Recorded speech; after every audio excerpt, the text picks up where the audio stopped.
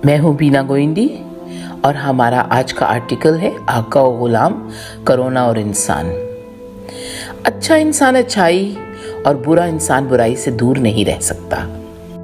ईमान वाला ईमान कायम रखता है और मेरा ये ईमान है कि ज़िंदगी उसकी अता करता है, सो जिसने अता की है उसको वापस लेने का हक है, जो बरहक है।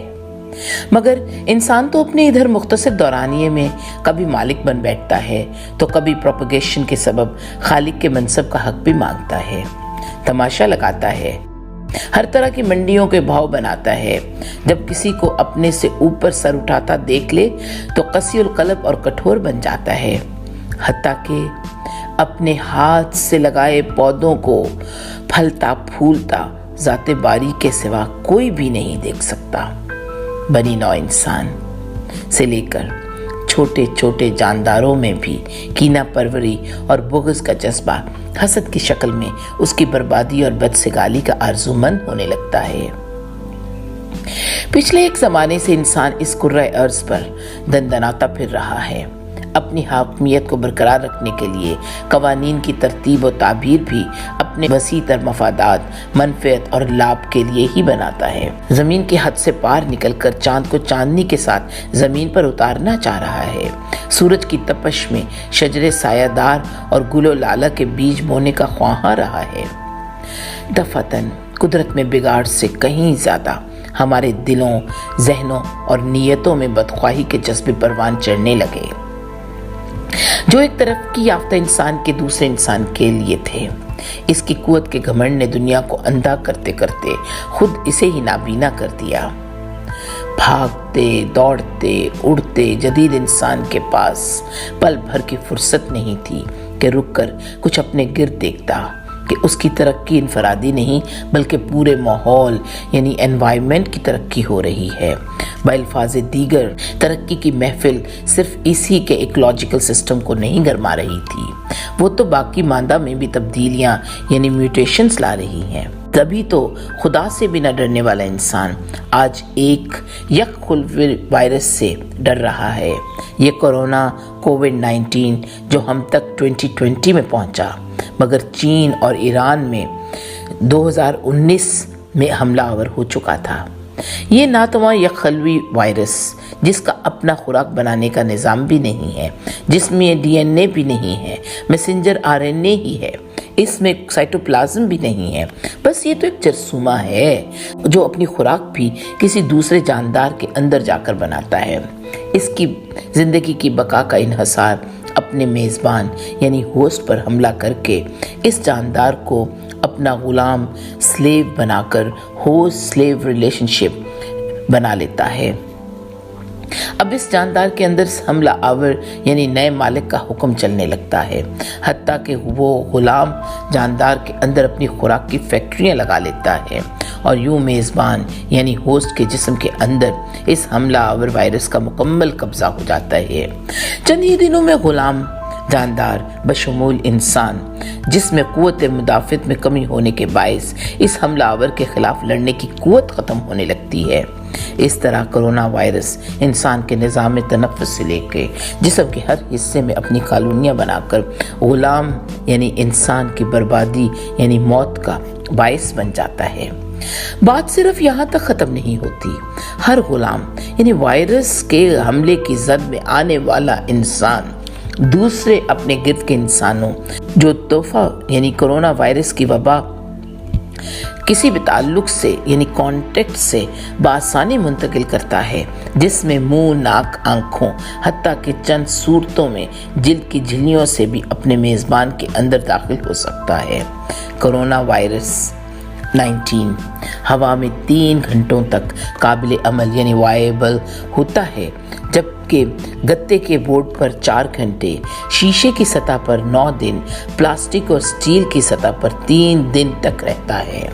ये वायरस 1 से 11 माह के नवमौलूद बच्चों पर बहुत कम हमलावर हो सकता है कि इनके अंदर फेफड़ों में से रिसेप्टर्स नहीं होते।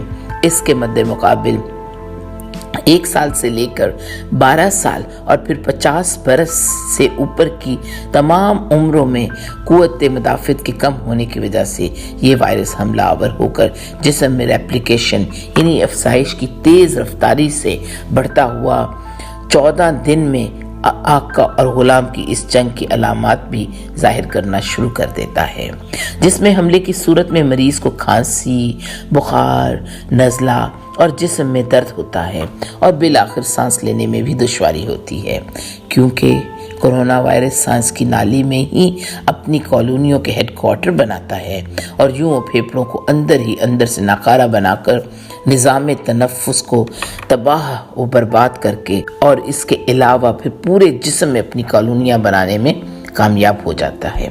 और यूं वो सिर्फ जिस्म को ही गम नहीं देता बल्कि मरने वाला इंसान यानी गुलाम दोहरा गम दे जाता है।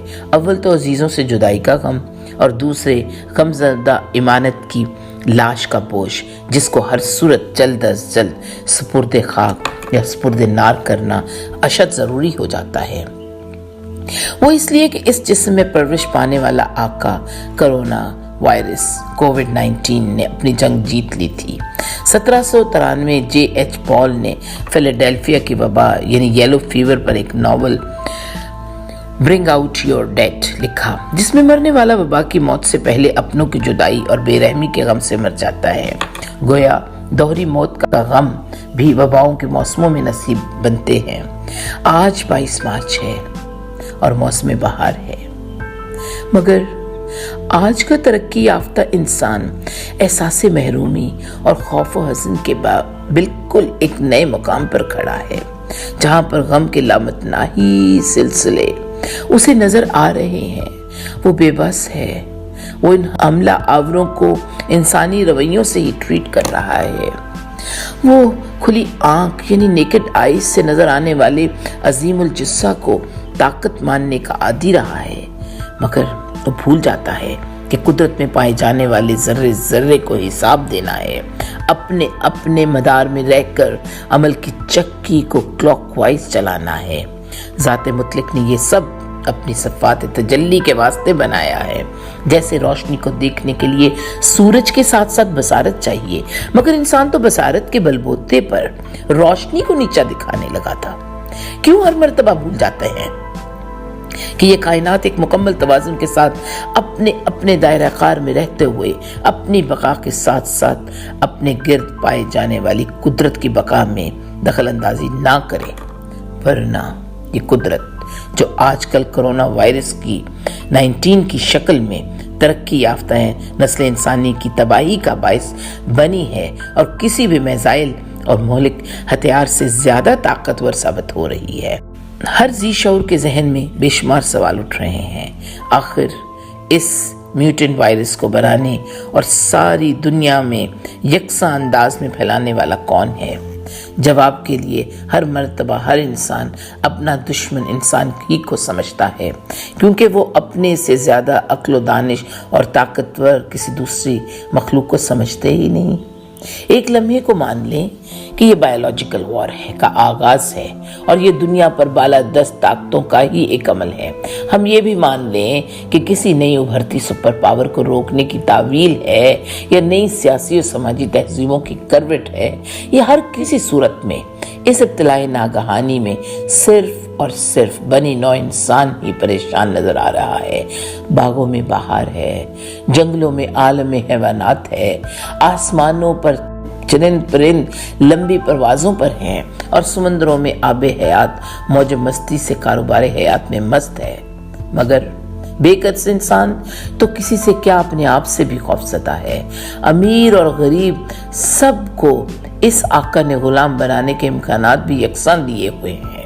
ऐसे माहौल में लाचारों बेबस इंसान का ध्यान मनफरत परवरी اور سرور زندگی کی طرف نہیں، بس سانسوں کی بھیک مانگ رہا ہے، اور وہ بھی صرف اپنے لیے نہیں بلکہ نیو یارک مینہٹن اور براڈ وے سے لے کر نیو یارک بروکلن اور برانکس کے گوروں، سیاہ فام، مسلمانوں، یہودیوں، عیسائیوں اور دیگر مذاہب کے ماننے والوں کے لیے، اٹلی کے شہر میلان اور دیگر شہریوں کے لیے، ایران کے مسلمانوں کے لیے، چین کے باسیوں کے لیے، فرانس، لندن، اسپین، آسٹریا، ترکی اور پاکستانیوں کے ساتھ ساتھ زمین پر پائے جانے والے تمام انسانوں کی بقا کے لیے۔